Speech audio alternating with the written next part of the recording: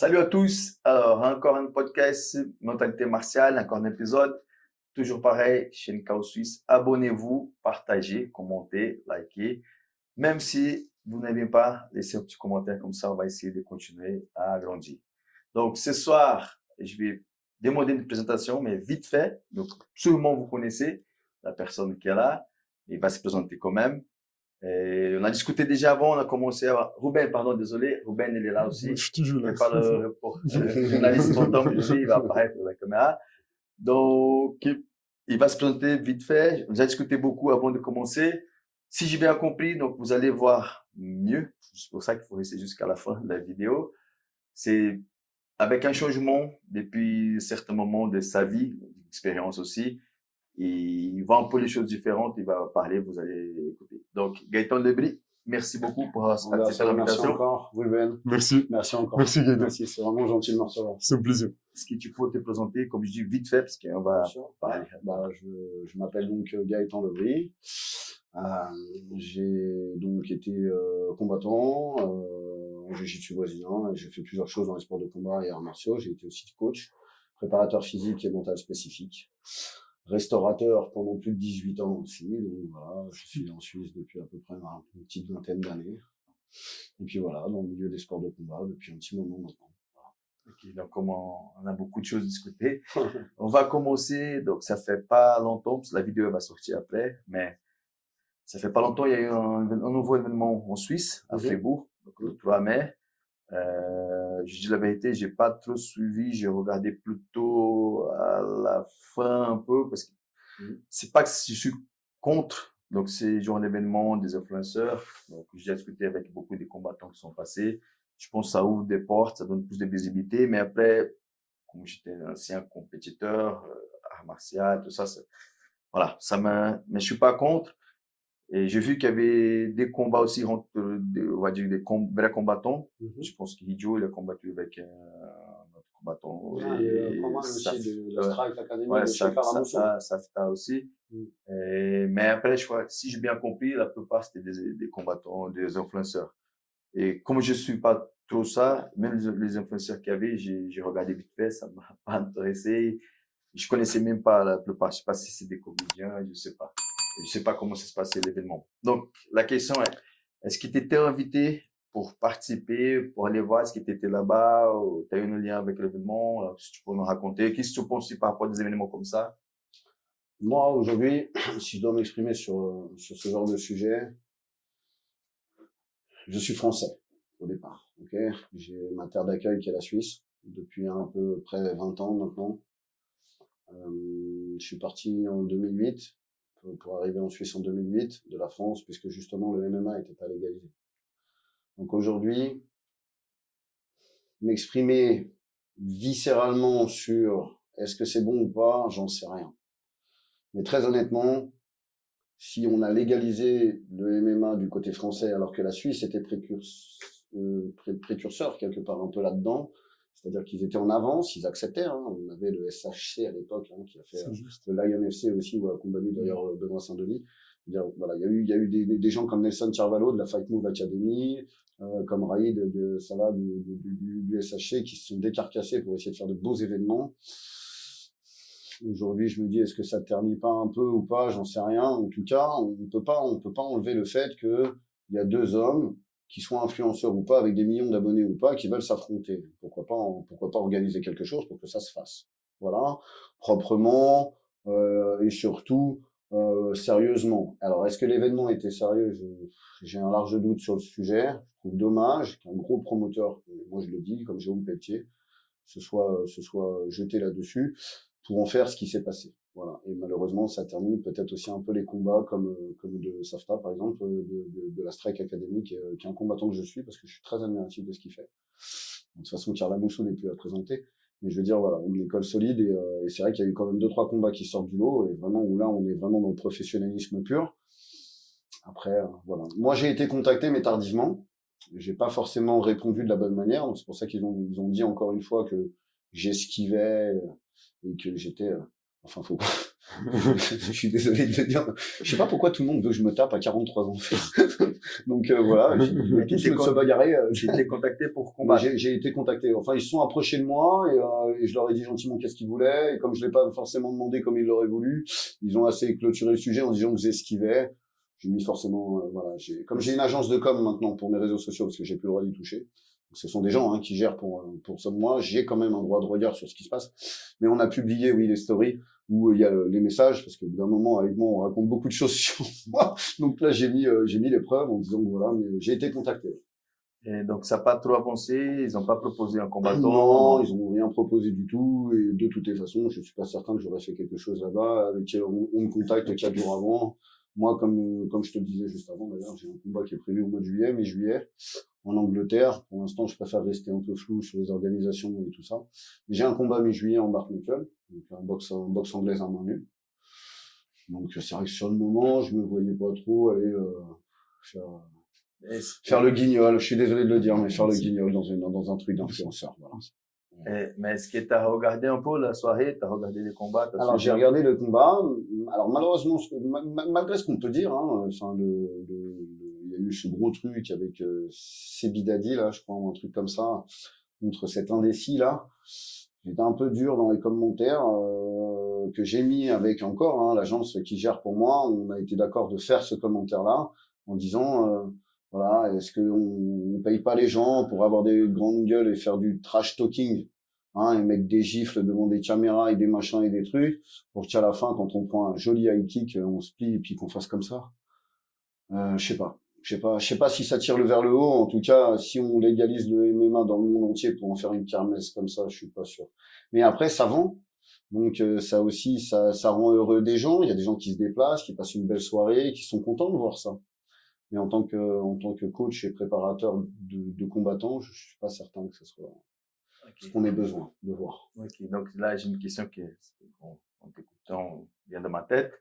Donc, comme tu as dit, peut-être, comme sur ton commentaire, que les gens ont même payé le gars pour faire ça. J'ai vu aussi un petit peu, c'est un élève qui m'a envoyé. Et vu que là, on va pas se cacher les choses, on va parler aussi. Donc, tu as eu déjà beaucoup de polémiques. Bien Et sûr. toutes les polémiques que tu as eues sur les réseaux sociaux, c'était de vrai. C'était jamais quelque chose arrangé. Parce qu'aujourd'hui aussi, c'est normal. Par exemple, je suis là avec toi, on en embrouille, on va se taper un peu, on va se tomber sur la caméra et ça va faire de bruit sur les réseaux sociaux. Et puis ça se on se met d'accord. Voilà, on se met d'accord avant. Donc, tous les trucs que tu as eu, c'était de vrai. C'était jamais quelque chose arrangé avec, j'ai donné un exemple, on va parler après de Sylvie Jabaté aussi. Donc, tout ça, c'était toujours. Non, ouais, mais alors, cette embrouille qui a pris toute une ampleur avec Cyril, je veux dire aujourd'hui, c'était un désaccord au départ qui a pris toute une ampleur. Je veux dire voilà. Mais aujourd'hui, ça m'est arrivé. J'ai des gens qui m'ont posé la question de savoir si on s'était pas mis d'accord lui et moi pour faire monter toute une hype comme ça. Après, aujourd'hui, c'est normal ça. Malheureusement, aujourd'hui, c'est ce qui se fait beaucoup. Et là, je pense que vraiment Cyril et moi, on n'est pas du tout en accord sur beaucoup de sujets. Et j'ai pas envie de polémiquer là-dessus. Ça se passe déjà assez sur la toile. Je suis pas venu là pour ça ce soir.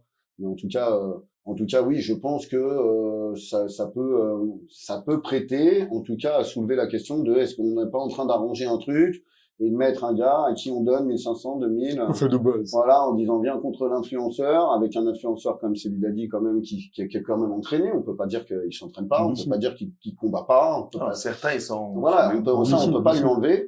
Mais je veux dire, c'est vrai que le mec était en face. Si on fait là, il faudrait vraiment tout de suite changer le matchmaker parce que là il y a une grosse différence de niveau et ça va pas du tout. Et pour des gens peut-être comme toi, comme moi, on voit la différence de niveau entre les deux et on se dit là il y a quand même un gros problème et ça soulève beaucoup de questions. Mais encore une fois, comme je suis sujet à polémique sur beaucoup de choses, je suis pas là pour en créer d'autres sur d'autres gens. Moi, la vie des autres, c'est la leur. Et voilà. Mais si on me demande mon avis, je pense pas que. En fait, pour la Suisse, qui a été en avance par rapport à la France, par rapport à tout ça, je trouve que c'est dommage. Donc, juste pour clôturer la question, donc toutes les choses qui t'as eues sur les réseaux, même dehors. J'ai jamais rien d'arrangé, bien au contraire. Et crois-moi bien qu'aujourd'hui, j'aurais préféré. Il y a des fois, je regrette beaucoup de choses. On en parlera plus tard, mais je regrette énormément de m'être exposé comme ça et souvent même de m'être exprimé sans qu'on me le demande comme ça. Donc, on va profiter. Donc, déjà, comme on avait dit avant, si Diabaté, je te posais la question en off, et Ruben aussi. Donc, quand j'ai vu l'embrouille, je dis, honnêtement, je dis, Gaëtan, il est fou. Tu vois, il est fou. Parce que, donc, Tout le monde dit que je suis fou.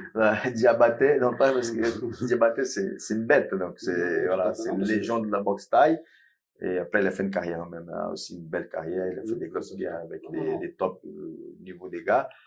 Et on te posait la question avant moi, Ruben, est-ce que tu croyais vraiment que tu pouvais le battre? Et t'as dit, boxe Manu, c'est différent, donc tu peux nous expliquer un peu. Donc, je vais pas revenir dans l'histoire, les gens cherchent sur Internet, ils vont voir tout ce qui s'est passé. Mais juste par rapport à un combat, les conditions que tu avais mis, c'était boxe Manu. Et quand on a eu cette différence de point de vue, et c'est vrai que peut-être qu'au départ, je m'étais mal exprimé sur une interview avec Biomécanique, quand on m'a posé la question de me dire si tu ne pourrais pas faire autrement et tu devrais affronter Brice Postal ou Cyril Diabaté, tu prendrais qui? J'ai répondu par logique, si j'ai pas le choix et que je dois mourir là, bah, j'aurais peut-être une chance avec Cyril dans la rue, parce qu'avec Brice Postal, je me ferais ouvrir en deux ou tirer dessus. Et Brice Postal, peut-être que s'il n'a pas ses armes blanches et tout ça, puisque c'est quand même un expert dans les armes, que ce soit armes de tir ou armes de poing ou armes blanches, peut-être que j'aurais peut-être plus une chance dans une cage. Et c'est ce que j'ai dit. Et je crois que aujourd'hui, la manière dont je l'ai dit, je me suis très mal exprimé. Et ça a créé toute une polémique que j'aurais préféré éviter et que malheureusement, pour moi, par bêtise, j'ai nourri aussi. Et aujourd'hui, souvent, on me dit, Gaëtan, si c'était à refaire, est-ce que tu le referais? Avec l'expérience d'aujourd'hui, c'est toujours facile après. Hein. Ouais, c'est sûr. On est toujours mieux après. Je pense qu'honnêtement, tout ça, ça a été trop loin et voilà. Mais je regrette que ça en soit là. Mais c'est quand même pas moi qui ai proposé un contrat par un avocat. Je sais plus combien la somme, 48 000, je crois. Voilà, et on a toujours attendu le contrat, on l'a jamais reçu. Je ne dis pas que Cyril n'assume pas ce qu'il dit, bien au contraire, puisque c'est quelqu'un qui s'exprime très bien sur les réseaux sociaux. Mais aujourd'hui, moi, je fais partie de ces gens qui, malgré, et on se connaît, hein, de jiu-jitsu brésilien, j'aime pas ce mot soumettre, en fait. Donc, je veux dire, aujourd'hui, je pense pas avoir dit quelque chose de gravissime en soi. J'ai commis beaucoup d'erreurs. Mais aujourd'hui, ça me dépasse tout ça. Enfin, aujourd'hui, tout ça me dépasse. C'est-à-dire que je suis resté. Maintenant, j'ai plus envie de ça et de nourrir la polémique par rapport à Cyril Diabaté, qui fasse son histoire de son côté et qui continue à la faire. Il s'exprime sur beaucoup de sujets. Il a l'air d'ailleurs très aguerri sur plein de plans de vie. C'est-à-dire que ce soit la politique, que ce soit la vie de couple, que ce soit les arts martiaux. En tout cas, il a un avis à donner. Et moi, je le laisse faire. Voilà. Aujourd'hui, je me suis détaché de ça, comme plusieurs autour de moi. Alors moi, j'aimerais te poser une question. Ben, toi, tu arrives en Suisse en 2008. Ouais. Enfin, et donc, comment c'était ton arrivée en Suisse? Qu'est-ce qui t'a amené en Suisse déjà? Bah, tu viens de le dire, si je ne me trompe pas, parce que les MMA c'était légal en Suisse. Exactement. Mais puis après, tu te retrouves donc à faire des combats illégaux. Comment est-ce que ça se passe pour ton premier combat illégaux? Bah, qui te contacte? Tu contactes qui? Enfin, comment est-ce que ça s'arrange? Et puis, si tu peux nous raconter un peu cette histoire. Si je peux juste couper, désolé, juste pour un petit truc. Donc, t'es venu en Suisse pour les combats ou pour la restauration? Moi, je suis venu en Suisse au départ parce que je m'étais séparé de la mère de ma fille en France. Et qu'en plus de ça, effectivement, en France, on ne proposait que du pancrace. Donc, tu pratiquais déjà je m'entraînais déjà à l'époque, voilà, je ne faisais que m'entraîner, des sparring appuyés, tout ce genre de choses-là. Et au-delà de ça, quand moi je suis arrivé, j'ai travaillé dans un hôtel, qui s'appelle toujours d'ailleurs le président Wilson, la famille pour laquelle j'ai beaucoup de respect, la famille Taman, qui était pour les propriétaires, je sais pas aujourd'hui s'ils le sont toujours. J'ai eu la chance de connaître le papa, donc ça a été une très belle rencontre pour moi. Et donc je travaillais dans cet hôtel, et dans cet hôtel, il y a des gros VIP, hein, c'est des hôtels 5 étoiles. Et c'est comme ça que j'ai eu la chance de rencontrer, parce que ça a été une très grande chance pour moi, de rencontrer Moïse Rimbon. Donc Moïse Rimbon, ça reste quand même un pionnier du MMA français. Je le connais très bien, je l'aime bien aussi. Voilà. Mon premier combat pro en MMA, j'ai fait avec lui, c'était à Budapest. Il a combattu aussi. Parce qu'à un moment, on a eu le même manager. Okay. On était même dans la même équipe. On avait fait, c'était quoi? C'était Suisse, Top Team, tout comme ça. Ouais, Europe Top Team. Non, avant. Avant. Ouais. Et je suis parti avec lui, avec Barata aussi, qui est un combattant qui est à Genève. Et Il je y a fais eu le Francis grand- Carmon aussi qui a participé à tout Oui, ça. il était aussi dans la même époque avec le même manager. Tout à fait. Donc, moi, j'ai eu cette chance de pouvoir côtoyer ces gens-là, mais à l'entraînement, hein, bien sûr. Mais je me souviens avoir pris de sacrés roustes par Moïse. Et puis voilà. Et aujourd'hui, pour moi, ça se débloquait pas. Et à un certain moment, on m'a proposé de peut-être aller regarder pour faire des combats illégaux. C'est des combats dans des parkings le soir, d'aller s'affronter les uns les autres. Et puis au départ, c'était juste comme ça. Donc le premier combat, il s'est passé dans le parking des Eaux Vives à Genève. Et puis après, j'ai succédé, donc j'en ai fait 7 en tout. Et après, j'ai fait le fameux combat qui est toujours sur YouTube. On dit que je suis le plus mauvais des combattants de la planète entière. Donc au Lion FC de Nelson Carvalho. Et puis voilà, j'ai mené ma barque comme ça. Et ça Ah, t'as combattu aussi chez Nelson? Ouais, Nelson, moi j'ai fait le Lion FC, donc ce combat est resté sur Internet parce que moi j'avais fait tout enlever. Même les combats de jiu-jitsu brésilien que je faisais, je les enlevais parce que je pars du principe que si maintenant, aujourd'hui, avec tout ce qui est médiatisé ou télévisé, avec toutes ces chaînes de partage et de streaming, tu peux aller chercher.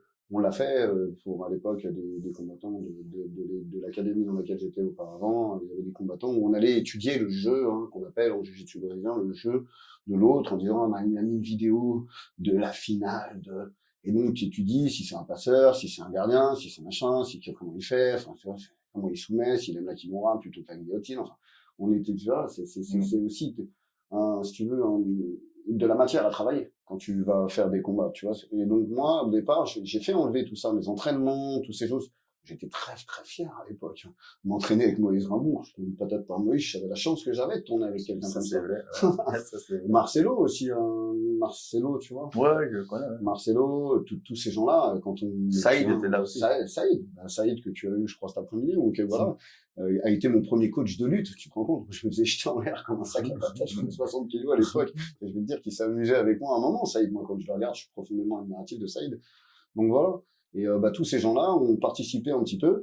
Et après, moi, j'ai fait les choses dans mon coin, et puis ça s'est fait comme ça. Mais aujourd'hui, c'est vrai qu'on préfère parler de ce que j'ai fait ou de ce que j'ai pas fait, mais qu'on parle pas des combattants. On va y arriver, on va y arriver, on va y arriver. Donc voilà. Et est-ce que ça existe encore en Suisse? Tu sais. Non, je crois qu'aujourd'hui, je crois, alors, il y a eu quelque chose, on a eu vent, tu sais que j'ai fait mise au point pour la RTS. On a eu vent qu'il y avait quelque chose qui se faisait à Bâle ou à Berne, sous un groupe de motards. Donc voilà, j'ai pas envie de m'exprimer sur le sujet plus que ça.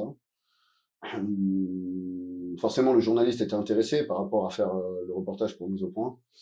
Et on n'a pas eu forcément les entrées ou ce genre de choses là, mais je sais qu'il y a eu quelque chose. Est-ce que ça s'est fait ou pas? J'en sais rien.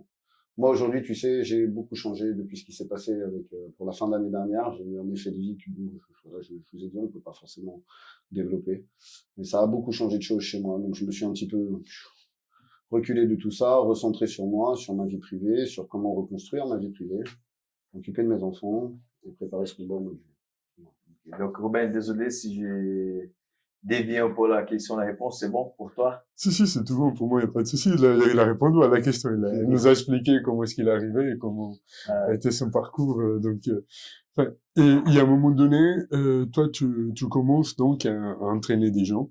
Et ça se passe comment, cette transition? C'est les gens qui est venu vers toi? C'est plutôt toi qui a abordé des athlètes en disant je peux t'entraîner? Est-ce que tu as une formation de coach ou d'entraîneur? Donc, est-ce que tu peux nous en parler un peu de ça, s'il te plaît? Alors, écoute, donc moi, le dernier combat que j'ai fait, hein, c'est en 2013, hein, c'est celui qu'on voit sur YouTube au Lion FC, qui est pas très glorieux, c'est vrai que ça reste très discutable. Il est encore sur... Ouais, il est sur YouTube. Hein. Je peux pas l'enlever parce que c'est pas moi qui l'ai mis. Et donc voilà. C'est pas forcément un combat dont je suis très fier, mais je l'ai fait et je veux dire, je m'en cache pas, donc voilà. Mais suite à ça, après, j'ai pris pas ma retraite, mais je me suis retiré un peu de ces combats-là et je me suis tourné vers une académie de jiu-jitsu brésilien que tu connais bien, hein, qui était là qui Et voilà, donc j'ai eu une très très belle aventure avec eux pendant plus de 10 ans. Donc ça s'est terminé l'année dernière. Voilà, ça nous regarde. J'ai pas envie de développer ça là-dessus. Mais je veux dire voilà, donc j'ai fait après plus des arts martiaux que des sports de combat. Voilà, il y a bien une différence entre les sports de combat et les arts martiaux. Il y a une mentalité, il y a toute une discipline, il y a du respect, il y a beaucoup de choses que moi j'avais certainement besoin d'apprendre. Et c'est vrai que quand je vois les erreurs que j'ai commises par la suite, j'ai tout bien compris. Il a fallu que je continue à apprendre. Mais voilà, et c'est comme ça que je me suis dirigé plus vers le jiu-jitsu brésilien, où si j'avais été un bon combattant, tout le monde en aurait parlé. J'étais un combattant médian, je veux dire voilà, pas plus bon, pas meilleur que les autres, mais pas moins pire que les autres non plus. Et puis voilà, et après à un moment, j'ai eu un gros effet de vie où en 2018, j'en ai déjà parlé dans un podcast, j'ai perdu une grosse partie de ma famille dans la même année. J'ai perdu mon père le 9 janvier 2018, j'ai perdu mon beau-père qui m'a élevé le 6 février 2018, j'ai perdu ma mère le 21 septembre 2018. Donc là, ça a été un gros clash et ça a été la descente aux enfers. Et cette descente aux enfers a duré plusieurs années, jusqu'à il y a encore pas si longtemps que ça, je vais pas mentir, parce que j'ai eu des gros problèmes d'addiction. Voilà, et aujourd'hui, je suis très fier d'en être sorti. Et ça a été très dur. Et c'est pas comme si je me justifiais. Je donne un effet de cause à conséquence. Et à ce moment-là, ça a été dur pour moi. Et la seule chose que je faisais, c'était de continuer à m'entraîner comme si j'allais toujours être en compétition. Aller sortir, combattre en jiu-jitsu brésilien, que ce soit à Amsterdam, à Lisbonne, au Portugal, je veux dire, voilà, donc à Londres, en France. Donc j'ai été très largement et très bien accompagné par Robinho. J'ai eu beaucoup de chance. Je serai toujours éternellement reconnaissant de ça. Et donc voilà, et à un certain moment, j'ai eu quand même une reprise en main des rênes de ma vie. Et c'est vrai qu'à force de m'entraîner un peu de manière particulière, parce que je m'entraînais très dur, dans les fitness, les gens venaient me voir en me disant « Mais qu'est-ce que tu préfères? Pourquoi tu t'entraînes autant? T'es là le matin, t'es là le soir. » J'avais plus que ça à faire. Donc j'étais vraiment perdu. Et donc, et à ce moment-là, je me suis dit « Je vais faire une formation et puis pourquoi pas partager mon expérience de vie aussi à travers un accompagnement dans la préparation mentale et la préparation physique spécifique. » Donc quand tu me dis que tu avais plus que ça à faire, j'avais plus de travail. C'est-à-dire tu n'avais pas de travail, je suppose que tu étais au chômage. J'ai vendu mes 2 restaurants que j'avais. Donc j'étais propriétaire de 2 restaurants en Valais, sur les pistes de ski, à Champéry. Donc, je les ai vendus. Enfin, je les ai perdus, on va dire, on va pas se mentir. Enfin, je les ai vendus, mais je me suis mis en faillite. Enfin, voilà, je vais pas raconter ma vie. Et donc, là, il y a plus rien à faire, mis à part s'entraîner, quoi. Puis, il y a aussi un côté de vie privée qui est dans la décadence, on va pas se mentir. J'ai Robinho, qui a été vraiment un très gros support pour moi. Et puis voilà, et puis vient le temps de se dire, il va bien falloir quand même se convertir à quelque chose d'autre. Parce que je me suis pas reconverti, je me suis converti dans quelque chose d'autre. Et comme j'ai toujours été sportif, j'ai dit, voilà. Donc, j'ai contacté l'école FITSPRO à Versoix. Voilà, juste. donc c'est quand même l'école, je crois, une des écoles, en tout cas, les plus réputées. Ouais, c'est très réputé, c'est très, très réputé. Voilà, donc j'ai passé mon certificat de fitness trainer, mon diplôme de personal trainer. Et à côté de ça, après, j'ai pris, donc j'avais déjà la salle. Je pense que tu as quand même, enfin, si j'ai bien compris, tu as quand même le courage, parce que c'est courageux, d'ouvrir la salle pendant le Covid, c'est ça? Exactement. C'est-à-dire que moi, en fait, j'ai repris le bail commercial du gars avec qui, voilà, j'étais dans cette salle où je m'entraînais, c'était une salle privée. Donc j'ai repris ce bail. Et le développement de cette un peu salle de sport, mais plus associatif qu'autre chose, hein. Je veux dire, si j'avais énormément gagné d'argent avec ça, tout le monde le saurait. Ça, c'est pour moi bien qu'ils en auraient parlé sur les réseaux sociaux.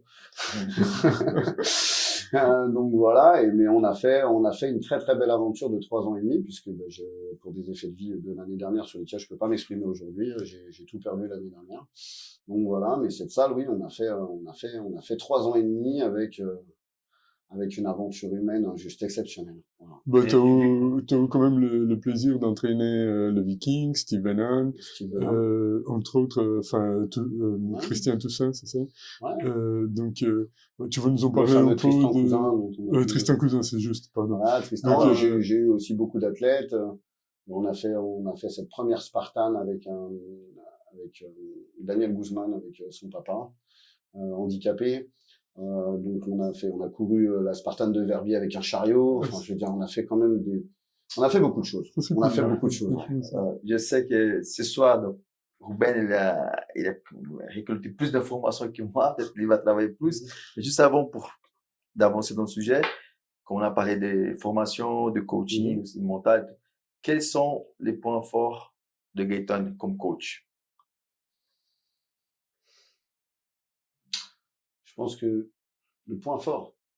Ou les points forts. Ouais, mais je sais pas si c'est un point fort parce que ça peut. Enfin, pour moi, c'est devenu après, par la suite, un point faible.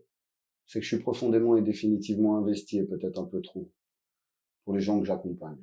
Ouais, je me souviens de te voir sur la vidéo de Karate Bushido. Ouais.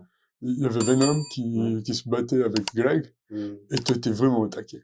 Enfin, s'il y avait quelqu'un qui était au taquet, c'était toi. Et j'ai vu aussi Viking, combattre, et toi, en dehors du grillage. Là, vraiment, toi, t'es au taquet aussi. Donc, je pense que toi, quelqu'un qui est là avec le cœur. J'ai toujours coaché comme ça a pu aussi être souvent, d'ailleurs, peut-être mal interprété. Peut-être que moi aussi, j'ai pas forcément donné la bonne image à ce moment-là. Mais une chose est certaine, et ça, on pourra jamais me l'enlever, puisque c'est moi qui l'ai vécu. Pendant que d'autres racontent ma vie, moi, je l'ai vécu. Et aujourd'hui, j'ai coaché ces gens avec une profondeur d'âme qui était entière. Voilà. J'ai aimé profondément les gens que j'ai entraînés. Et il y a parfois, ça se passe pas toujours bien. Et puis, on a tous des défauts, on a tous des qualités. Et puis, et c'est ce qui fait des effets de vie. Mais voilà. Mais c'est vrai que j'ai été profondément fier de voir Valentin, que j'ai accompagné donc au King of the Street sur 3 combats, 3 victoires resplendissantes. Accompagner Steve Venom aussi, je sais que tu l'as reçu. Oui, Je sais c'est qu'il est juste. resté très discret aussi par rapport à notre relation. Je sais pas si t'as pu voir le podcast. Je l'ai pas forcément regardé tout en entier.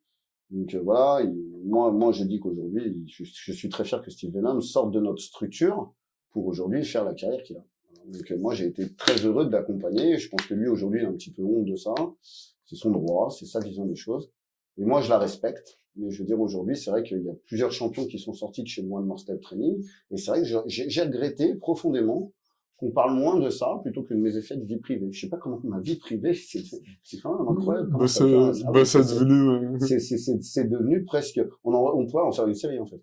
Je veux dire, c'est pas possible qu'autant de monde s'intéresse avec qui je mange au restaurant, avec qui je sors, avec qui je couche, avec qui je dors, avec qui je vis. C'est incroyable. Plutôt que de parler des résultats sportifs qu'on a fait dans notre structure sportive, et aujourd'hui prendre un malin plaisir à les dénigrer.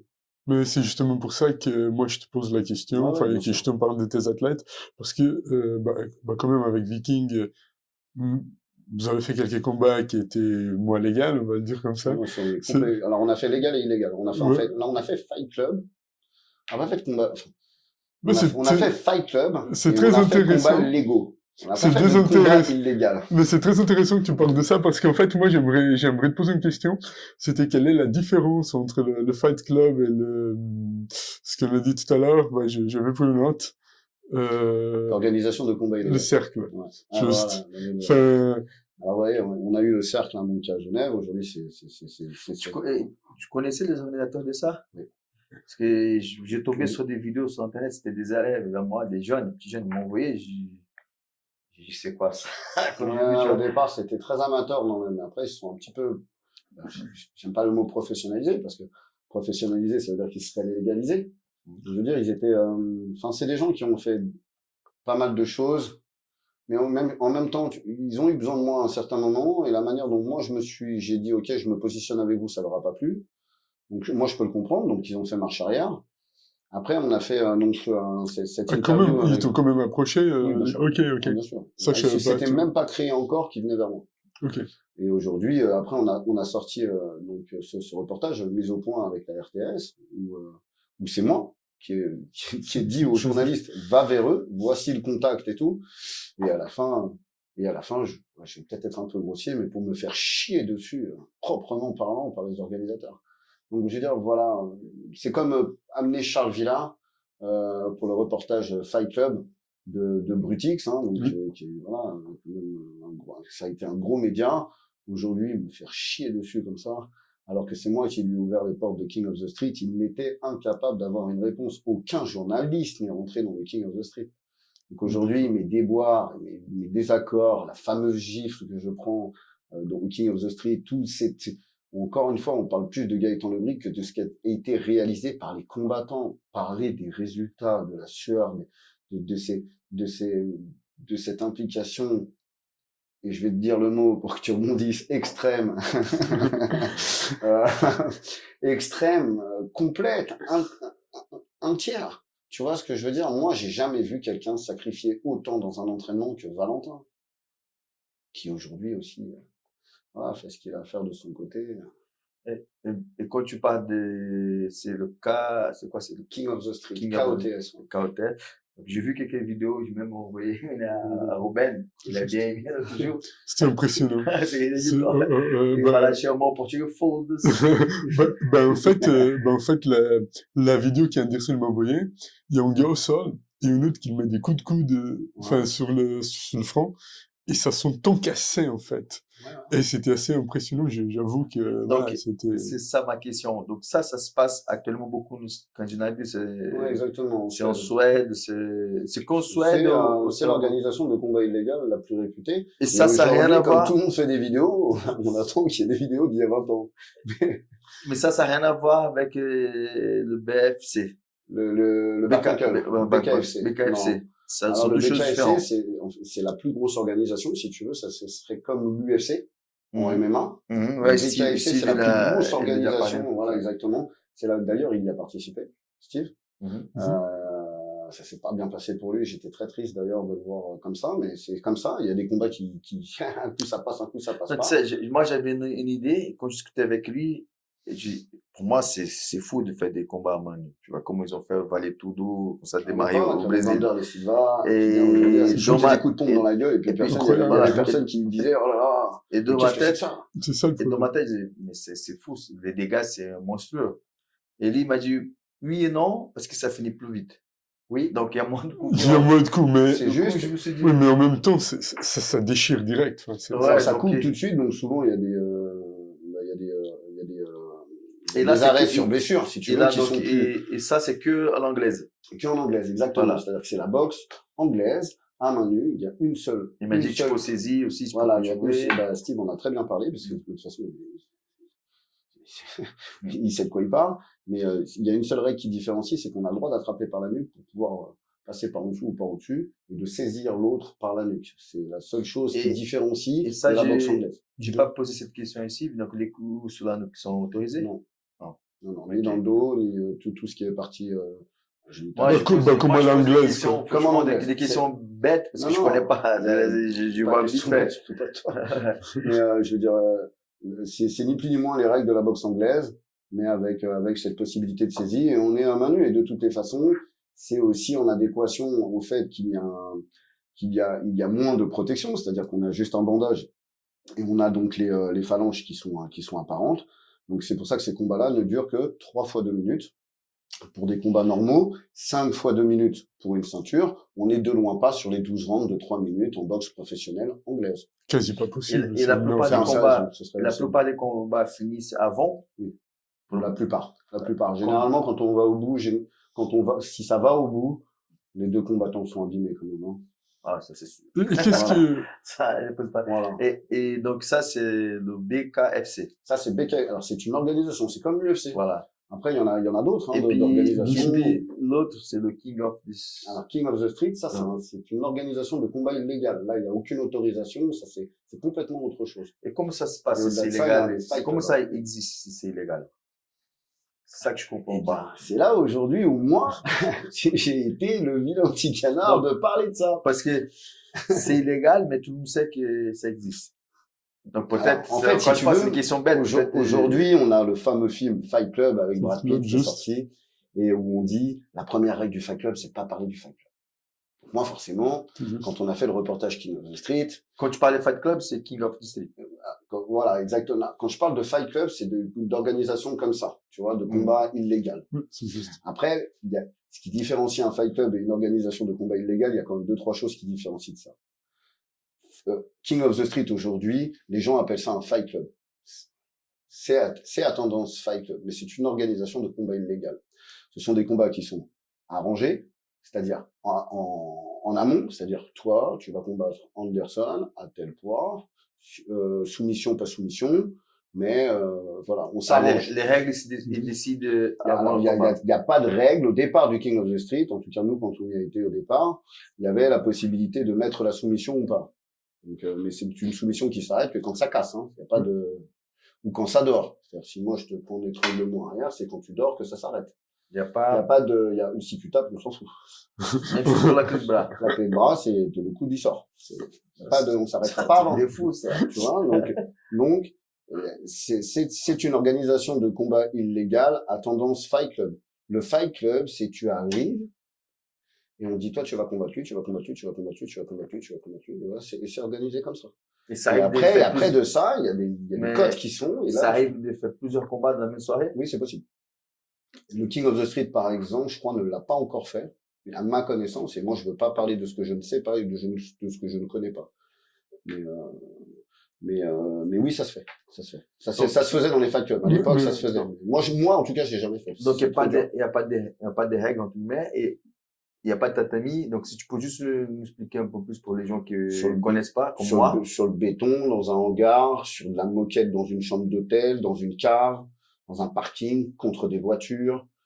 Souvent, si on prend le King of the Street, ce sont des grilles de chantier, donc qui sont posées sur des blocs de béton. Quand tu tombes sur le bloc de béton, le premier combat que j'ai vu de Viking, justement, c'est dans un parking avec les grillages posés sur le bloc de béton. Exactement, c'est ça. Le premier combat que j'ai vu. De Valentin, qui se passe pas vraiment très très bien pour l'opposant. Puisque aujourd'hui, on n'a aucune nouvelle de l'opposant. Ouais, parce que c'est l'adversaire de Valentin. Ouais, moi j'ai vu, c'est très violent. Je peux pas forcément affirmer qu'il est décédé, mais je pense qu'il l'est. Il est très mal. En tout cas, on n'en a plus jamais entendu parler, et c'est le seul combat où le King of the Street a décidé de flouter le combattant. C'est le seul combat. Et qui sont les gens le public qui va voir ces genres de combats? C'est souvent, en tout cas pour le King of the Street, c'est très politisé. C'est-à-dire que c'est des hooligans, des gens d'extrême droite, d'extrême gauche, des anarchistes, des machins. Et là, tu te retrouves dans une espèce de faune où... et ça part en bagarre, le public. C'est pour ça qu'à ce moment-là, il faut se tenir... Il faut pas faire n'importe quoi dans ce genre de choses. Exactement. Mais il n'y a jamais eu de problème entre le public? Bien sûr, regarde, moi j'en ai eu une. Il y a eu cette fameuse vidéo qui est sortie, mais qui a été coupée. Comme par hasard, je suis filmé de derrière. Enfin, c'est tout un montage. Je préfère même pas rentrer dans la polémique de ça, mais il y a cette fameuse vidéo où moi, ça s'est pas très bien passé avec le propriétaire du King of the Street, parce que ma manière de coacher Valentin, tout le monde a pu la voir. Je suis quand même très impliqué, je crie fort, je cours autour de la cage. Ça a dérangé certaines personnes, et voilà, donc ça s'est pas forcément très bien passé, mais on a coupé la vidéo après la fameuse gifle que je prends. Ça, je préfère laisser parler le monde pour ça. Et tout ça pour dire que ça peut vite partir dans ce genre de choses, et qu'en plus de ça, comme ce sont des organisations qui sont très spécifiques, pour pas dire très particulières, il n'y a pas de détecteur de métaux, de sécurité, c'est des mecs avec des kalachnikovs. S'il y a un problème, on va vite comprendre qu'il n'y a plus de problème. Donc, voilà, sur le King of the Street, ils sont armés, donc c'est vrai que ça intimide, si tu veux, le public, qui est quand même un public très particulier, encore une fois, quand tu te retrouves avec des hooligans, d'équipes de foot différents, tu vois, ou de mondes politiques différents. Et c'est là où tu te retrouves donc dans cette fameuse photo, je pense. Avec les gens d'extrême droite. Avec les gens d'extrême droite, c'est juste. Et donc forcément, je suis devenu l'entraîneur d'extrême droite, des combattants illégaux. Mais comme tu me disais tout à l'heure, donc toi tu t'entraînes au profil, tu t'accroches à la personne et au profil de la personne. Exactement. Moi j'ai entraîné donc un combattant, et aussi il s'est bien retourné, un combattant de hooligan de Suisse. Je vais pas citer les noms, j'ai pas envie de rentrer dans, il y a déjà assez de polémiques comme ça, et comme je te dis, je préfère sortir Ne de me fais ça. pas, c'est juste mais quand je suis arrivé là-bas, si tu veux, c'était quand même quelqu'un qui était très politisé d'extrême droite, mais qu'est-ce que j'en ai rien à faire? Moi, ça me regarde pas, en fait. Et c'est ce que j'ai répété 1000 fois, et je te dirais à chaque fois que j'aurai la possibilité de m'exprimer, c'est que je n'ai pas entraîné quelqu'un d'extrême droite, j'ai entraîné un profil pour combattre. Point. Voilà, j'ai entraîné un combattant. Et en plus de ça, au départ, je ne savais pas. Tu sais, aujourd'hui, les 3 triangles tatoués sur la poitrine de Valentin, ça dit qu'il est d'extrême droite. Après, Valentin, dans le reportage brut, explique bien que c'est quelque chose de viking, ça n'a rien à voir. Mais quand tu commences à dire oui, mais ça c'est pas normal, et que toi tu commences à t'expliquer, tu te justifies. Puis si tu dis rien, t'es quand même coupable parce que tu te positionnes pas. Mais quand tu te positionnes, tu te justifies. Donc de toutes les façons, t'es condamné. C'est juste. Tout simplement parce que tu te mets dans la position d'être condamnable. Donc, j'ai 2 questions. Donc, une par rapport à ça, j'espère que je vais pas oublier. L'autre encore par rapport au public. Combien de personnes peuvent voir dans un événement comme ça? Combien tu penses le maximum le plus? Moi, de ce que j'ai vu au King of the Street, sur celui que j'ai vu le plus gros, je pense qu'il y avait 300 personnes, à peu près. 300 personnes. Ouais, je dirais 250, 300 personnes. C'est ce que je dirais. Et ça, c'était en Suède aussi. Suède, ouais. Suède. Ok.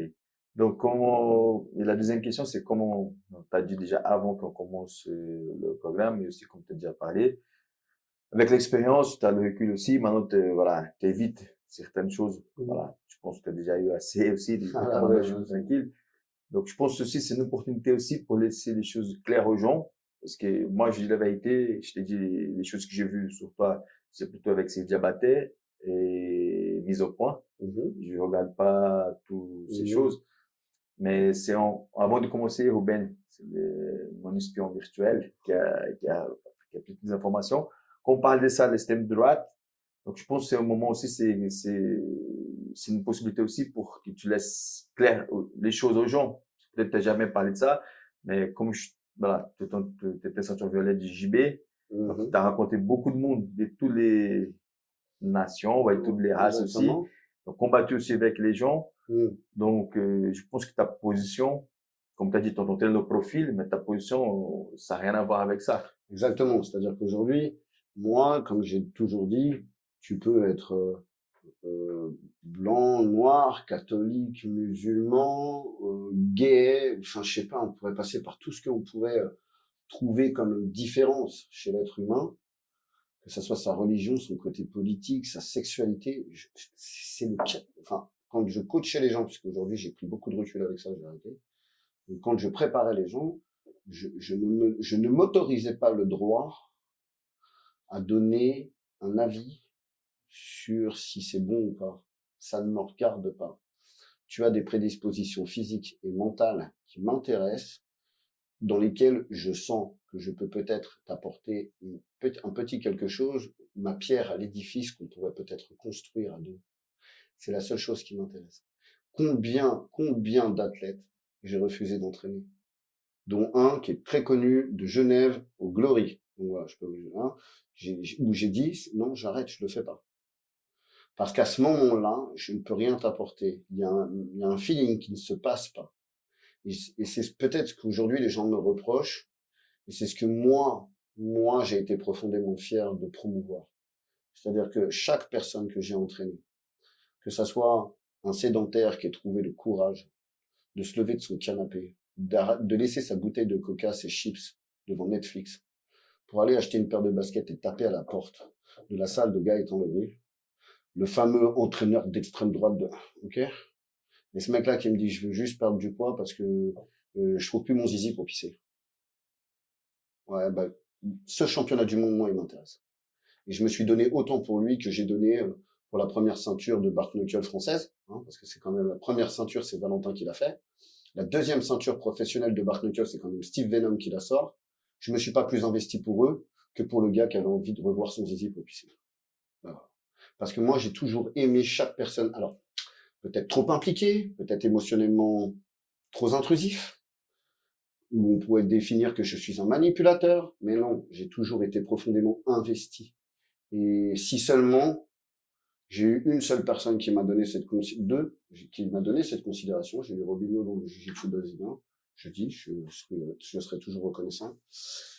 Et j'ai eu un entraîneur dont je tairai le nom parce que voilà, j'en ai parlé avec lui, comme quoi je devais faire ça, il m'a demandé de ne pas être nommé, et c'est la personne qui m'avait entraîné à l'époque pour ses combats illégaux, et qui est toujours à Genève, si jamais. Donc je veux dire, aujourd'hui, si j'avais pas vraiment combattu, est-ce que vous pensez très sincèrement que des gens comme Charles Villard, de Brutix, Canal+, ou tout ça, ou des gens comme Netflix, qui s'approchent aussi gentiment, viendraient me voir en disant, donc oui, sulfureux, parce que la toile a fait de tout ça quelque chose de sulfureux. Est-ce qu'aujourd'hui, tu entraînes des athlètes? Aujourd'hui, j'ai entraîné le dernier athlète vraiment que j'ai entraîné, et ça a été la plus grande fierté que j'ai jamais eue de toute ma vie en tant que prof, en tant que coach, en tant qu'accompagnateur, c'est Vinny Le Corse. Vinny Le Corse, c'est 6 combats dans 6 disciplines de sport de combat et d'arts martiaux différentes pour 6 victoires. Et c'est le premier Français de l'histoire de la boxe tout court à prendre une ceinture BMF, c'est ces ceintures, tu sais, sur des poids arrangés et tout, en Bart Knuckle, ceinture professionnelle, au Bad to the Bone l'année dernière, au mois d'août. Il nous a décroché cette première ceinture. Aucun, j'ai bien dit aucun, strictement aucun média n'en a parlé, puisque Gaëtan avait eu des effets de vie en début d'année. Est-ce que tu l'entraînes toujours, Gaëtan? Non, c'est terminé. Ok. Parce que c'était le contrat que nous avions. D'ailleurs, c'est un des rares, j'ai envie de dire, qui a été reconnaissant jusqu'au bout. C'est-à-dire qui a tenu sa parole jusqu'au bout. Parce que je le dis aujourd'hui, Steve Venom n'a pas tenu sa parole jusqu'au bout. French Vakin non plus. Mais ce sont des effets de vie de combattants. On connaît ces combattants qui vont pas forcément jusqu'au bout de l'histoire avec leur premier coach et qui préfèrent, l'herbe est toujours plus verte ailleurs. Après, quand on rencontre la défaite, on dit que c'était le coach d'avant. Hein, quand l'athlète gagne, c'est lui. Quand ça marche pas, c'est forcément le game plan qui était pas bon. Mais je veux dire, aujourd'hui, Vinny Le Corse, donc c'est combat YFC chez comment il s'appelle? Tchétchène. Ça reviendra. Ah, ça va revenir. D'ailleurs, que je remercierai jamais assez parce qu'il nous a toujours très bien accueillis. Il a accueilli aussi Brian Bulldozer que j'ai coaché. On a fait un combat à 72 kilos contre un mec de 138 kilos. Enfin voilà. Vinny Le Corse, c'est du combat de Béour. Tu vois ce que c'est le Béour? C'est quand ils sont en armure et qu'ils se mettent des coups d'épée là. Ah ouais, moi j'ai vu ça et j'ai vu ça même chez toi dans ta salle. Ouais. Moi j'ai vu ça dans ta salle. Ouais, j'ai entraîné une équipe, les Comtois. Oui, Ils étaient tu vois, quatrième au je championnat de France. C'est J'ai cool. pris l'équipe pour, tu vois, c'est un truc où et moi je me suis mis en armure, où j'ai pris des coups d'épée, pour comprendre ce qui se passait et tout. Ils étaient quatrième au championnat de France et ils se sont dit, tiens, on va prendre un préparateur physique qui est peut-être pas comme les autres. Moi et ma grande gueule, mes techniques d'entraînement particulières, et ben, n'empêche, ils ont été champions de France l'année suivante. Tu vois ce que je veux dire? Et au-delà de ça, pour finir, pour Vinny Le Corse, donc ça a été du combat, chez YFC, ça a été du Béour. On n'a jamais combattu en MMA. J'appelle Nelson Carvalho de la Fight Move Academy, je lui dis laisse-moi la chance de le mettre en professionnel tout de suite. Il me dit attends, pas de combat amateur, tu te rends compte. Il fait ma confiance. Et Nelson a été, et je le remercierai jamais assez d'ailleurs de l'avoir fait. Nous a mis un très bon combattant en face, un gars qui était ceinture noire de jiu-jitsu brésilien à Lausanne et qui passait 6 mois par année en Thaïlande, je crois. Donc vraiment un très bon combattant. Vinny Le Corse a gagné le combat. Okay. Combat professionnel. Il a jamais combattu. Il a fallu encore qu'on critique ce combat parce que le coach était gay. Enfin, je veux dire, c'est ça. Et Vinny Le Corse aujourd'hui n'a jamais eu. Et de toute façon, c'est pas quelqu'un de public. C'est quelqu'un qui s'exprime très peu. Tu l'as vu dans Mise au point. C'est quelqu'un qui est très discret. Donc il n'appelle pas la lumière comme ça, tu vois ce que je veux dire. Mais je trouve qu'on n'a pas donné la reconnaissance de ce qu'il a conquis. Je sais pas si je parle de la même personne, parce que je suis un peu dyslexique à ce niveau-là, mais j'ai une question à poser concernant ça, c'est est-ce que par rapport enfin, cette personne-là, est-ce que c'est la même personne qui dormait, qui habitait dans une camping-car Oui. devant ton école? Oui. Ok, juste alors, c'est la même personne. Tu veux l'anecdote? Je t'en prie.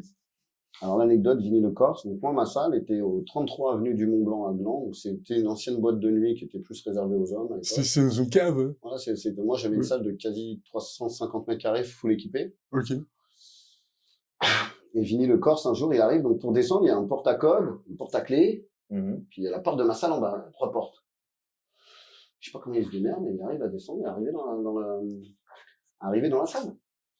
Qui traverse la salle, et moi, je venais de finir une session sparring avec 2-3 gars à moi, puis j'avais pris 2-3 partants, tu vois, donc, j'étais assis. Je me disais, putain, je me fais vieux. et je vois ce gars arriver, il traverse la salle, il était en tongs, et c'était l'hiver, hein. Il était en tongs, il vient voir, il me dit, c'est toi Gaëtan Lebris? Je dis, oui. Je dis, mais tu sors d'où, toi? Il me dit, bah, j'arrive de Corse, je descendais, je vis dans ma Twingo, j'arrive de Corse, et j'aimerais savoir si tu serais d'accord de m'entraîner. Je dis, rien, mais et puis moi, la Corse, tu vois, j'étais pas sur l'île en bas de la France, je cherchais le village, donc à côté. Et puis il me dit non, je viens avec ma voiture, ma Twingo, je vis dans ma Twingo et je dis déjà comment on peut vivre dans une Twingo. Enfin, je lui dis tu fais 1m80. Et ouais, au départ, il vivait dans sa voiture. Et donc après, je crois qu'il s'est acheté une villa en achetant le camion. Tu vois, et voilà, Vinny Le Corse, cette histoire, elle a commencé comme ça. Et son but unique, c'était de faire un combat de Fight Club. Et donc j'ai dit oui, mais moi je suis pas passé par les bonnes truches. J'étais d'abord là-dedans pour après arriver un peu cassé de partout dans ce fameux combat de All Lion FC où ça a été une catastrophe, on va pas se mentir. Donc j'ai dit, moi je préférais qu'on fasse le chemin inverse. Donc Ibra TV, voilà. Ibra TV. Ibra TV. YFC à Ibra TV. Ibra TV que je remercierai jamais assez parce que même dans les polémiques et tout, il s'est jamais positionné comme Greg MMA d'ailleurs. Et je ne remercierai jamais assez d'être resté en dehors de ma vie privée. Bah, d'ailleurs, comme nous. Exactement. C'est bien pour ça que j'ai accepté. Parce que, voilà, on se connaît depuis des années. Et puis, d'ailleurs, nous avons aidé avec Steve Venom à Versailles. Ah ouais, il est venu une fois avec ici. Donc aujourd'hui, tu n'as plus d'athlètes du sport et des combats? Non, aujourd'hui, j'en ai plus. J'ai des gens que je coach à distance en ligne, tu vois. Donc ça, je le fais, que j'accompagne plus que coacher, parce que coacher, ça veut dire que ça serait un métier. Là, c'est plus, j'accompagne des petits jeunes qui m'écrivent et qui espèrent toujours trouver la gloire en combattant dans le King of the Street et qu'aujourd'hui, je préfère leur dire que d'arrêter de rêver et que c'est pas là-dedans qu'on réalise sa vie ou qu'on se concrétise en tant qu'homme. Ou voilà, c'est plus un échappatoire, je crois. Okay.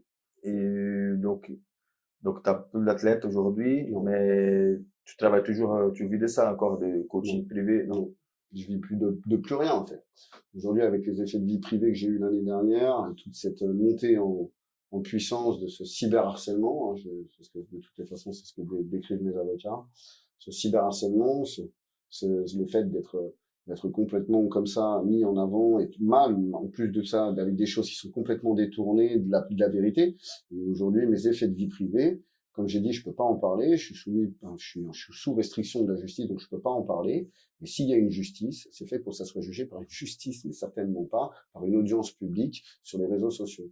Et je pense que effectivement, il y a des gens qui se sont gargarisés de faire de fausses vérités ou de vérités mais pas complètes et déformées pour aujourd'hui faire de Gaëtan Lebris la bête noire sulfureuse que les gens adorent voir en déclin. Voilà. Donc je viens de me rappeler, donc je t'ai dit, j'avais vu deux choses sur toi, donc l'embrouille avec Sidi Diabaté et aussi le reportage mis au point, mais tu as parlé tout à l'heure. J'ai vu aussi le reportage chez Greg MMA, Karate Bushido. Est-ce que tu peux nous parler? C'était la première fois que tu as fait un truc comme ça dans la rue, demander les gens, si je me rappelle bien. C'était un peu, vous avez choisi les gens. Greg arrêtait des gens. Au passage. À Paris. Puis on a fait, tu sais, pierre feuille caillou ciseaux avec Steve Venom. Ouais. Puis Steve, il trouve le mec à 70 kilos. Puis moi, je me tape le rugbyman à 135 kilos, tu vois. Donc voilà, en plus, je prends la droite en bout de course. Enfin, c'était assez cocasse. Ouais, c'était pourquoi, comment dire, il pouvait te frapper. Voilà, mais nous, on n'avait pas le droit de répondre. On devait juste contrôler la personne, esquiver et contrôler. D'ailleurs, on a eu une très très belle démonstration de Samaké, là, qui a fait sur ses dernières vidéos. C'est impressionnant la manière dont il bouge. Donc ça, c'était la première fois que tu avais fait un truc comme ça ou tu avais déjà fait avant? Des vidéos comme ça? Dans la rue pour demander les gens de frapper, comme ça tu te défends? Non, c'était la première fois. Alors ça, c'est très préparé et scénarisé, c'est-à-dire, tiens, viens, tape-le, et Greg arrête au moment où ça part, où ça va trop loin, ou tu vois. Mais d'ailleurs, vous avez pas aucun doigt de... Non, je me suis jamais mis en peinture, mais c'était en peinture comme ça. C'est plus un jeu. C'était plus rigolo, on a fait ça, on s'est prêté au jeu comme beaucoup d'ailleurs. C'est le but. Et c'était assez sympa. Puis après, s'en est suivi 2-3 interviews avec Steve d'ailleurs, et moi-même, où il y a 2-3 shorts comme ça qui sont sortis avec des phrases que j'ai pu dire, tout comme Steve d'ailleurs, qui sont sortis sur les réseaux sociaux, et ça a fait aussi exploser une certaine visibilité. Mais on n'a pas fait ça pour exploser en visibilité. On a fait ça parce que Greg nous a dit, venez, on va rigoler, on va faire un truc. On a fait ça depuis pas longtemps. Vous allez voir, c'est sympa. On l'a fait, et puis voilà. On aurait pu tomber sur un super boxeur et se faire casser la gueule. Ouais, mais après ça vous a fait aussi l'opportunité. Bah, vous avez joué à la maison, donc après vous étiez là-bas. Voilà, exactement. En fait, si tu veux, la première, quand on accueille Greg la première fois à Gland, en Suisse, Steve se blesse quelques jours avant. Cheville. Ouais, cheville en trottinette électrique. Putain, c'est possible. Attends, je me suis tordu la cheville. Ouais, je me souviens d'avoir vu ça. Je dis, mais comment t'as fait? Il me dit, j'ai pris le Dodan, j'ai pas vu. Je dis, c'est pas possible. Mais je dis, on dit rien. On va bander ta cheville, et puis Puis c'est vrai que Steve se déplaçait mal, prenait beaucoup de Ouais, coups. ouais. J'ai dit, qu'est-ce que c'est que cette merde? Ouais. Puis sur le moment, j'étais un petit peu virulent en disant, j'en ai rien à foutre. Pour moi, c'est un sparring partner comme les autres. J'en ai rien à branler que ça soit Greg MMA. Hein, je me suis fait défoncer encore une fois, sur les réseaux sociaux, parce que j'étais en train de coacher, moi, j'étais comme si j'étais dans un coin d'un ring, en fait. Très vif, très vif. Et moi, j'étais là pour le pousser à y aller. Et on a dit que je manquais de respect à Greg. Heureusement que Greg, déjà était présent, avait beaucoup de recul et s'est dit, non, ce qu'il est en train de faire, c'est ce qu'il faut faire. Je le connais pas personnellement, mais il semble Mais être je le prends quelqu'un pas de personnellement. cool. Il est en train de coacher son gars Ouais. pour m'affronter. Et c'est normal, en fait. Mais ça veut dire que la première fois, c'était en Suisse. Ouais, la première fois, c'était en Suisse, et la deuxième fois, où d'ailleurs, Greg prend presque KO debout par Steve, hein. Ouais, ouais. D'ailleurs, il le dit, c'est le premier KO debout que je prends. Donc c'est Steve qui Mais le la, met la, sur un mais la magnifique première fois crochet. aussi, on le trouve sur YouTube. Ouais, Ça, j'ai pas bien vu. sûr, le premier. J'ai vu que le deuxième à Je crois Paris. que le deuxième s'appelle Back Knuckle, mais l'autre s'appelle Combat Illégaux. Avec Ouais, Steve Steve, il a parlé ici, enfin, de ce KO, de ce fameux KO de bout, Ouais. qu'il met, quoi. Ouais, Non, Greg, ouais. Non, ça, il ça, je l'a pris, m'appelle. puis il l'a pris plein pot, hein. ouais. Ouais. Puis Greg a dit là, ça m'a secoué. Bah, ou même, ils ont mis ça au ralenti, après, ça Tout à se voyait fait. vraiment le bas. Mais voilà, si on peut juste faire une petite aparté sur Greg MMA, je crois que c'est un des rares. Et j'ai pris beaucoup sa défense aussi, alors qu'il m'avait pas demandé, hein, mais je l'ai pris de mon plein gré, parce que quand il a été très critiqué pour son retour en MMA à 45 ans, aujourd'hui, ouais, mais bon, il affronte que des plombiers. Les gars, c'est le seul mec pendant des années, il est rentré dans toutes les salles, il a dit, est-ce qu'on peut tourner? On fait du jiu-jitsu, on fait du grappling, on fait de la boxe, on fait du pied-point. Le mec, il s'est tapé avec les plus grands, Parnasse, le banner. Ouais, Et le on critique banner, un ouais. gars comme ça. Moi, j'ai beaucoup d'admiration pour Greg MMA. Je l'ai toujours dit, je le signe et je le contre-signe. Parce que aujourd'hui, et en plus de ça, c'est quelqu'un d'aussi accessible qu'on peut voir à l'écran que dans la vraie vie. Il joue pas, lui. Et puis, c'est pas que ça, c'est aussi le fait que c'est une chaîne YouTube qui promouve le sport de combat, les arts martiaux, les associations, les athlètes. Exactement. Enfin, c'est quelqu'un qui est présent, qui a beaucoup de vues. Enfin, y a rien à dire, quoi. Enfin, les gars, ils sont beaux, et puis voilà. Greg MMA m'avait contacté au départ pour le Viking. En plus, il était Ouais, un mais Pour combattant Valentin, et moi, des... je lui avais dit, si tu veux l'affronter, c'est un main nue, et sans casque. Il était un combattant des hauts niveaux, en plus. Oui, bien sa sûr. carrière de Donc, MMA. il faut respecter. À un moment, on peut pas, j'aime cette phrase, on chie pas là où on mange. Ouais, c'est juste. Voilà, c'est- faut pas chier dans la gamelle, à côté de c'est la gamelle ça. où on bouffe, quoi. C'est juste, c'est Donc, très Je juste. me rappelle de lui aussi, à l'époque, donc, je faisais beaucoup de tournois de grappling à Paris. Lui, il participait aussi à certains. Ouais, bien sûr. Ouais, c'est Ah, il est un très bon combattant de Jiu-Jitsu, d'ailleurs. C'est une très Jiu-Jitsu, bonne- oui, kimono, je crois que j'ai jamais vu. Non, mais en mais grappling, en grappling, oui. grappling. Oui, Et très après, fort. MMA aussi. MMA, Très il a eu fort. une belle carrière. Je me rappelle Enfin, pas voilà, dans quel événement il a combattu, mais je sais que c'était... Bah, revenons juste 30 secondes à toi, donc parce qu'il y a quelque chose qui m'interpelle. Ton accident assez grave le 1er octobre 2021, et donc à ce moment-là, tu as failli mourir. Ouais, Est-ce exactement. que je sais que tu en as déjà parlé de ça à plusieurs reprises, mais pas chez nous. Donc je suis assez curieux Ouais, bah, les de gens disent comprendre toujours, hein. ce qui s'est passé. Mais j'ai eu ce grave accident de voiture exactement et j'ai été bien touché parce que j'ai été polyfracturé, ce qu'on appelle. C'est ça. Et, je suis décédé un petit moment. Là, j'ai dit, Gaëtan, il est mort. J'adore reprendre ça, le survivant de l'accident de voiture, mais ça arrive à beaucoup de gens, hein, d'avoir son cœur qui s'arrête et qui a relancé après. Je veux dire, je ne suis pas une exception, mais ça m'est arrivé. Moi, j'ai vu mon cœur s'arrêter sur le comment on dit, le cardiogramme, là. Ouais, cardiogramme, c'est juste. Là. Donc, je l'ai vu, ça, Le et moniteur. voilà. Et donc, c'est un effet de vie qui a changé beaucoup de choses chez moi. Cet accident aussi m'a fait perdre 50% de ma main droite. Donc, Ok. ça a été, ça a été très dur. C'est pour ça que j'étais content de te dire qu'après, j'ai eu cette opportunité, un an après, jour pour jour, de recombattre à Lisbonne, en jiu-jitsu brésilien. Alors, tout le monde dira, oui, mais il n'a pas fait beaucoup de combats. Je dis, oui, mais il n'y a pas beaucoup de personnes dans ma catégorie, c'est quand même pas de ma Bah, faute. t'as pas choisi. Donc voilà, il fait ces résultats-là parce qu'il y avait personne dans sa catégorie.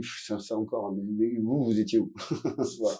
Donc, c'est ça, mais ouais, dans cet accident, moi, j'ai bien morflé. J'ai eu 11 fractures différentes et ça a été très dur. J'ai été défiguré, donc j'ai eu la chance d'avoir des chirurgiens qui m'ont refait le nez. Donc j'ai eu les pommettes qui étaient enfoncées, ils m'ont ouvert tout à l'intérieur de la bouche pour me remettre une partie du visage. Ça a été. C'était combien de temps de récupération, cette histoire? Moi, j'ai fait 6 jours de soins intensifs. Et après, je suis resté, je crois, 3-4 jours de plus et j'ai signé ma décharge pour sortir. D'accord. Et j'ai perdu 50% de ma main droite. J'avais la main droite qui était complètement retournée comme ça. Et je suis resté plus de 18 heures avant qu'il m'opère. Donc j'ai eu les nerfs de la main qui ont été touchés. Donc j'ai perdu très longtemps la sensibilité de plusieurs doigts. Donc, mais j'ai jamais fait de. Enfin, je me suis. Mais aujourd'hui, tu te sens récupéré aujourd'hui? Oui, aujourd'hui. Alors j'ai perdu de la mobilité dans ma main, mais ça fonctionne encore. Et un an après, tu as fait la compétition à Lisbonne. Et là, un an après, donc, Robinho, encore une fois, m'a énormément accompagné. J'étais très bien accompagné aussi dans ma vie à ce moment-là. Enfin, je le pensais en tout cas. Et donc, j'arrive à Lisbonne. Ouais, si je mens pas, je crois que je fais troisième dans ma catégorie et je fais vice-champion absolu. Ceinture violette, Master 2. On n'est pas 10 milliards non plus dans la catégorie, hein. C'est pas des catégories adultes où ils sont ceinture noire, où ils sont 60. C'est ma petite ceinture violette. Et c'est vrai que j'ai été très fier de ça, parce que, un an après, ça a été, victoire, c'était de pouvoir combattre, participer. Exactement. C'était déjà de pouvoir rentrer au poids, déjà. C'était très dur de perdre le poids. Donc voilà. Et puis après, j'ai fait 2-3 petites choses dans d'autres sports aussi, tu vois. Donc voilà, surtout les Spartans. Gaëtan, juste presque pour conclure, hein, enfin, aujourd'hui, les gens t'as tourné un peu le dos de certaine manière. Pourquoi ça arrivait, selon toi, et qu'est-ce que ça a impacté dans ta vie de tous les jours?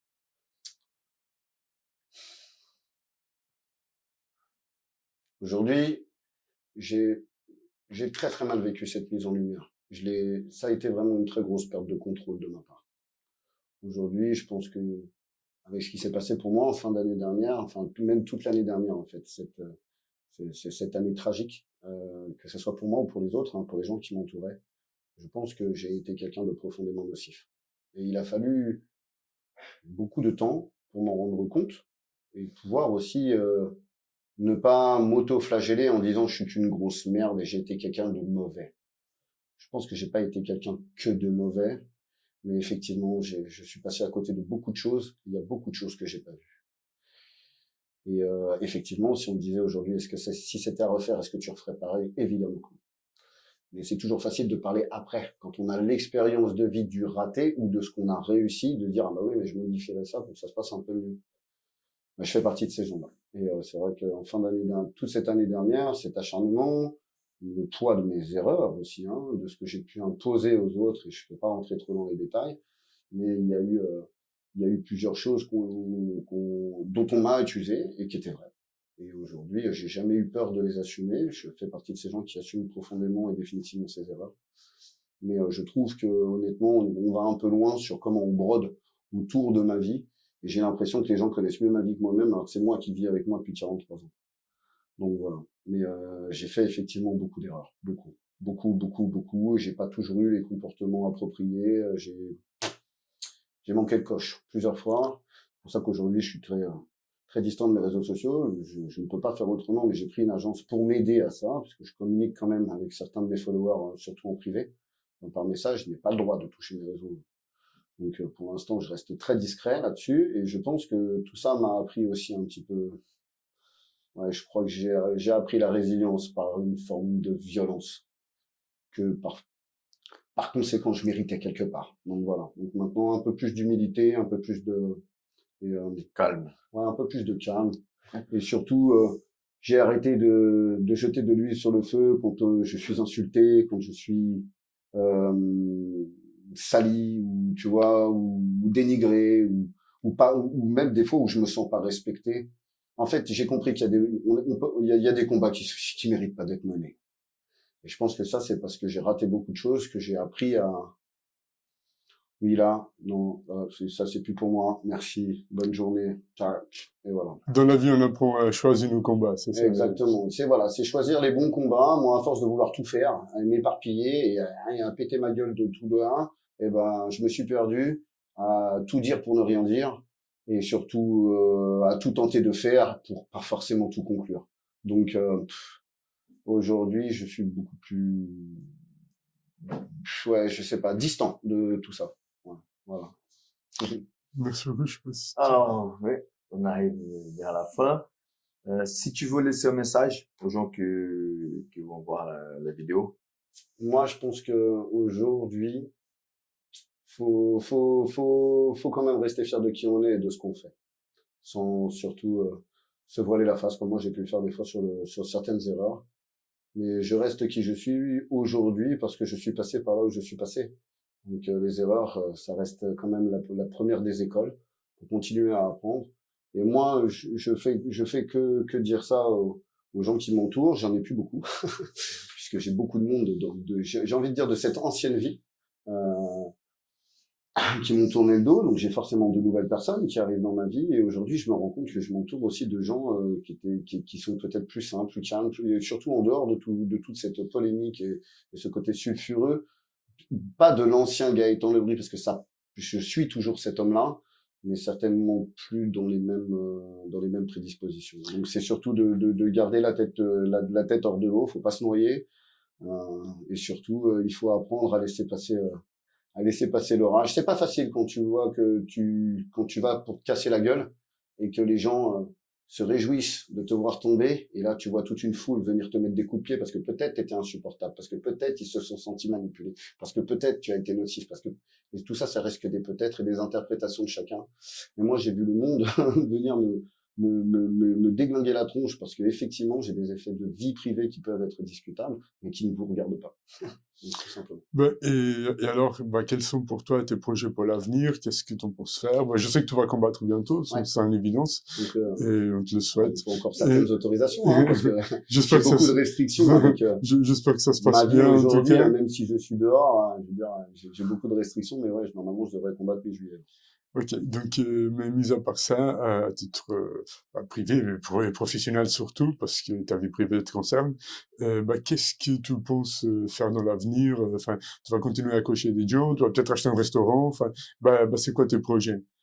Aujourd'hui, mes projets, c'est surtout d'arrêter d'essayer de prendre soin des autres et certainement de tromper en le faisant, puisque quand je vois tout ce qu'on me fout sur le dos, je me dis que forcément j'ai raté le coche quelque part et j'ai raté des choses. Donc aujourd'hui, c'est surtout prendre soin de moi. J'ai la chance d'avoir une vie privée beaucoup plus stable et beaucoup plus calme maintenant. Donc je remercierai jamais assez la personne qui partage ma vie. Je ne vais pas la citer aujourd'hui. Elle sait qu'elle est très importante pour moi. Prendre soin de mes enfants. J'ai une grande fille de 21 ans dont je suis profondément fier et qui a été aussi malheureusement à travers ces frasques de Gaëtan Lebris très très impactée de tout ça. Donc mon fils qui a 9 ans dont je suis profondément fier. Donc me rapprocher de mes enfants, de la véritable source de départ pour peut-être faire mieux ou certainement pas aussi mauvais que ce qu'on a pu faire la dernière fois. De toute façon, ça c'est mon avis, je pense que tout le monde sera d'accord. La famille, c'est la chose plus importante qu'on a dans la vie. Exactement.